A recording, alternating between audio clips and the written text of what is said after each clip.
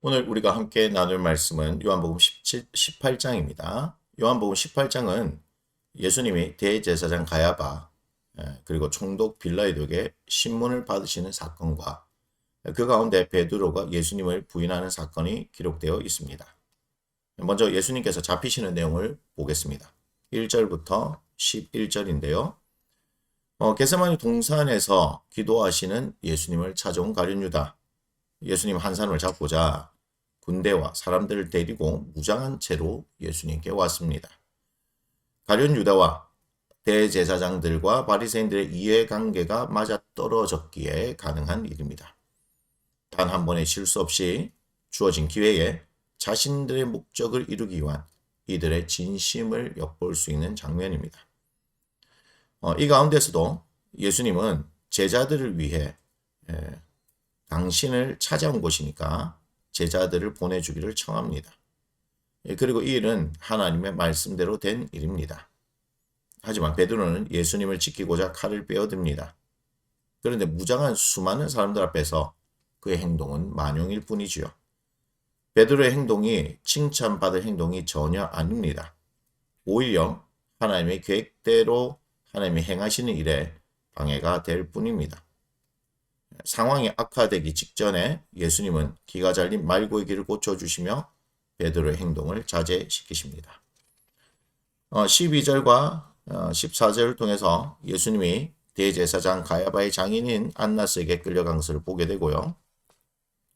우리는 이제 15절에서 18절, 25절에서 27절, 15절에서 18절, 25절에서 27절을 보겠습니다. 중간에 사이가 비어 있으니까요. 잘 따라와 주세요.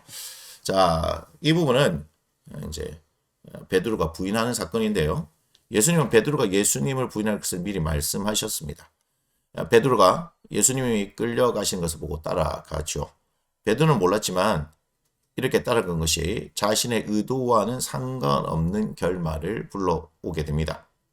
그런데 세 번의 부인은 그 이유들이 나옵니다. 첫 번째 부인을 하게 된 이유는 이렇습니다.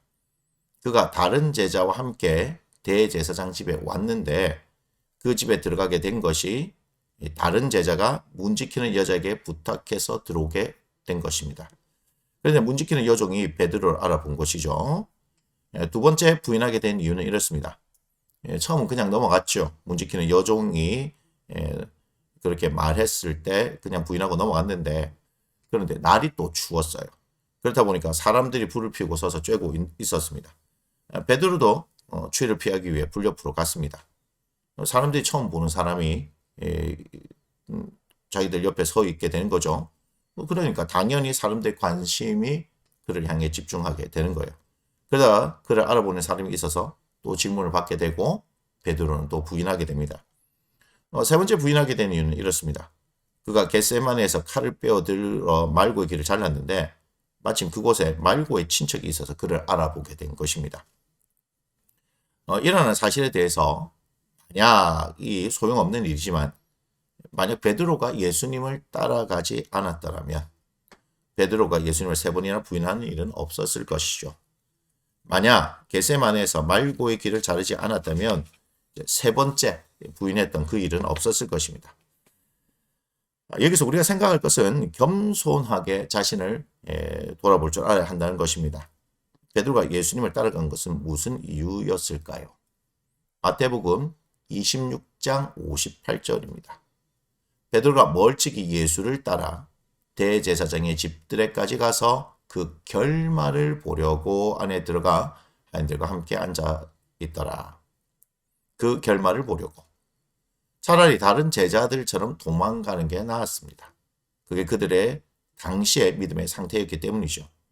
베드로 또한 그들과 다를 바 없는 믿음의 상태였는데 그는 그의 믿음의 상태를 들여다보지 못했습니다. 그래서 예수님을 믿는 사람들은 자신의 믿음의 상태를 돌아볼 줄 알아야 하는 것입니다. 그래야 실수가 없게 되는 겁니다. 19절부터 24절인데요. 대제사장의 질문에 대해 예수님이 어떻게 대답하시는지를 보시기 바래요. 대제사장의 질문은 사실 아무런 의미가 없습니다. 이들이 진짜 질문을 했다면 그에 대해 답해 주셨을 것입니다. 하지만 이들의 질문은 더 이상 대답하실 필요가 없는 질문입니다. 이들은 이미 결론을 내린 상태입니다. 예수님은 이 사실을 알고 있었습니다. 그래서 이들의 무의미한 질문에 대해서 답해 주실 필요가 없었던 것이죠. 28절부터 이제 40절인데요. 예수님은 이제 대제사장 가야바에게서 이제 총독 빌라도에게로 넘겨졌죠. 빌라도는 유대인들의 일에 엮이기 싫었습니다. 하지만 유대인들이 강력하게 빌라도에게 요구하니까 빌라도가 예수님에 대해 질문합니다. 네가 유대인의 왕이냐? 네가 무엇을 하였느냐? 그래서 네가 왕이 아니냐? 그러면서 진리가 무엇이냐? 뭐 이렇게 질문을 합니다.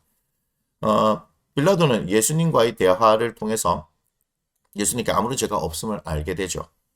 그래서 6월절 전례를 따라 예수님을 풀어주려 합니다.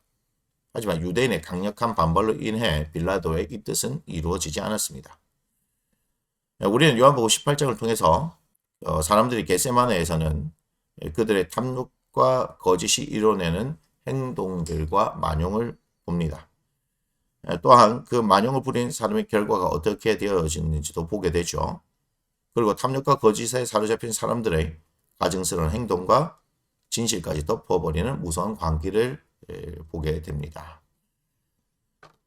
오늘의 말씀 묵상을 위한 도움인데 세 가지로 보겠습니다. 첫 번째, 겟세마네 동산으로 한번 돌아가 보시기 바랍니다. 그곳에서 가룟 유다의 모습을 보시기 바라고요. 베드로의 모습을 보시기 바랍니다. 나에게 비춰지는 이들의 모습은 어떻습니까? 이들을 통해 나에게 주시는 교훈은 무엇입니까? 두 번째, 베드로가 예수님을 3번이나 부인했습니다. 베드로가 이렇게 한 이유가 무엇이었습니까? 베드로가 각각의 상황에서 꼭 그렇게 해야만 했을까요? 베드로를 보면서 나는 무슨 생각을 합니까?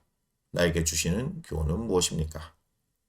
마지막 세 번째, 예수님에 대한 결론은 이미 정해져 있습니다.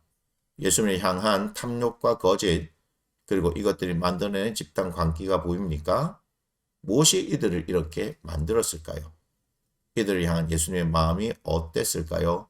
한번 묵상해 보시기 바랍니다.